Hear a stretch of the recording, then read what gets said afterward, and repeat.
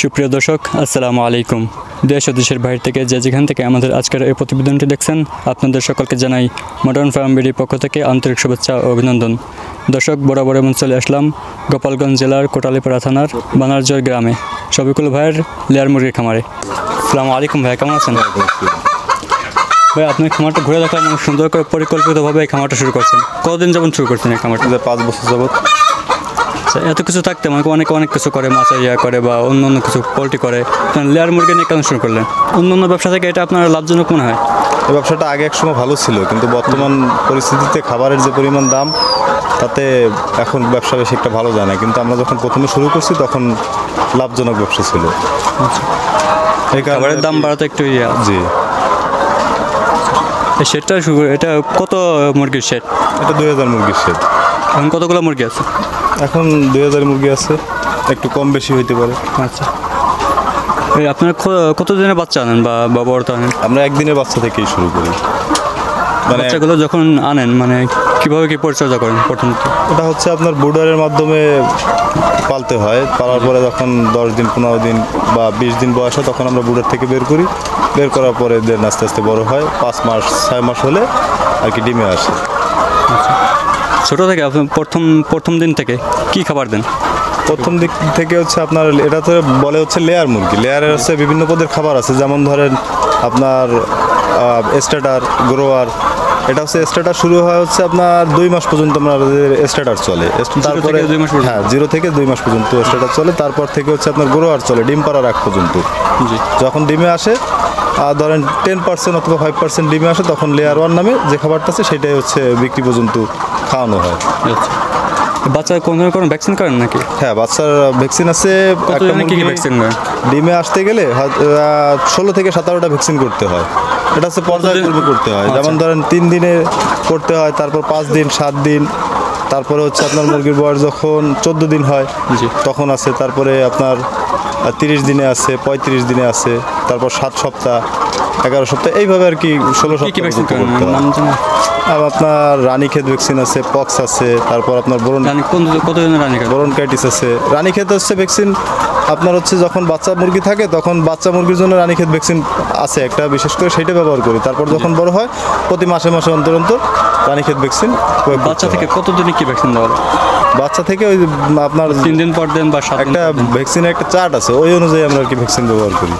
আচ্ছা, এটা যে বললাম না যে 3 দিনে, তারপর 5 দিনে, 7 দিনে, এইভাবে আপনার 11 দিন, তারপর 28 দিনে, 35 দিনে, এইভাবে হচ্ছে ভ্যাকসিনের শিডিউলটা থাকে। এটা হচ্ছে আপনার ডিম পাড়া পর্যন্ত। তারপর 7 সপ্তাহে যে করতে হয় লাস্টে একটা ভ্যাকসিন আছে হচ্ছে আপনার ইডিএস ভ্যাকসিন।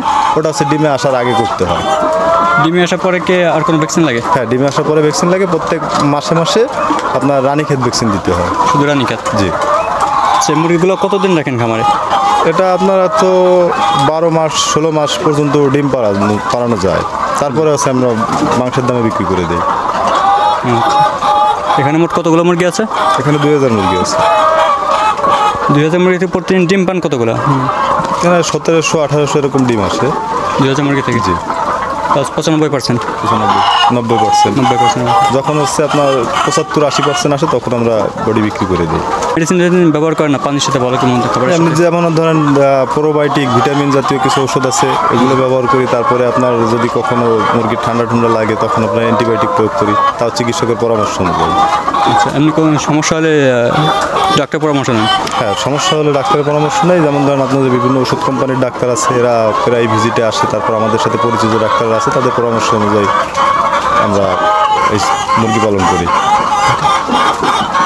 2000 মুরগিতে কেমন খাবার খায় বা কত বাচ্চা খাবার খায় প্রতিদিন? এটা প্রতিদিন আপনার 4.5 ব্যাগ থেকে 5 ব্যাগ খাবার লাগে। 250 কেজি? জি। মুরগিগুলো কত বেলা খাবার দেন প্রতিদিন? 3 বেলায়? প্রতিদিন 3 বেলা খাবার দিতে হয়। সকাল, দুপুরে, বিকালে? সকালে, দুপুরে, আর হচ্ছে আপনার বিকালে 3টার দিকে। রাত্রে অন্য কিছু দেন? রাত্রে খাবার দরকার হয় না। প্রতিদিন সকালে ভোরে আমরা 6টার দিক থেকে খাবার দিলে হয়। 6টার দিকে একবার, 11টার দিকে একবার, 3টার দিকে একবার খাবার দিই। এই যে ফ্যানের প্রয়োজন হয় তো গরমেতে বা ভালো কেমন? যখন অতিরিক্ত গরমের আবহাওয়া বাড়ে তখন সমস্যা হয়, কিন্তু আমরা তো ফ্যান ব্যবহার করি না, যেহেতু খোলামেলা আছে, একটু বাতাস টাতাস থাকে, এই কারণে আমাদের ফ্যানের প্রয়োজন হয় না। কিন্তু অনেক ফার্মে আছে যে ফ্যানের প্রয়োজন হয়, যেখানে আটকা বাতাস থাকে না, ওই স্যালাইন খাওয়াই। তারপরে আপনার ভিটামিন সি জাতীয় যেসব ওষুধ আছে এগুলো প্রয়োগ করি যখন অতিরিক্ত গরম থাকে। জি, জিঙ্ক ক্যালসিয়াম এটা আমরা প্রতি মাসে রুটিন অনুযায়ী খাওয়াই। এমনি কোনো আপনি যে 2000 ক্যাপাসিটার যে শেডটা তৈরি করছেন, এই শেড তৈরি করতে কত টাকা খরচা যেতে পারে? এটা তৈরি করতে প্রায় 4 থেকে 5 লাখ টাকা খরচ হয়। 2000 মুরগি বাচ্চা থেকে মনে করেন ডিম পাড়া পর্যন্ত পালতে কেমন খরচা যেতে পারে? বাচ্চা থেকে 2000 মুরগি পালতে গেলে 9 থেকে 10 লাখ টাকা খরচ হয়। কেমন লাভ হতে পারে 2000 মুরগি থেকে? 2000 মুরগি থেকে যদি খাবারের দাম ভালো হয় তাহলে দেখা যাচ্ছে 30 থেকে 40 হাজার টাকা লাভ হইতে পারে। আর যে নিচে যে মাছের ইয়া করছেন এটা থেকেও তো মনে হয় ভালো ইয়া।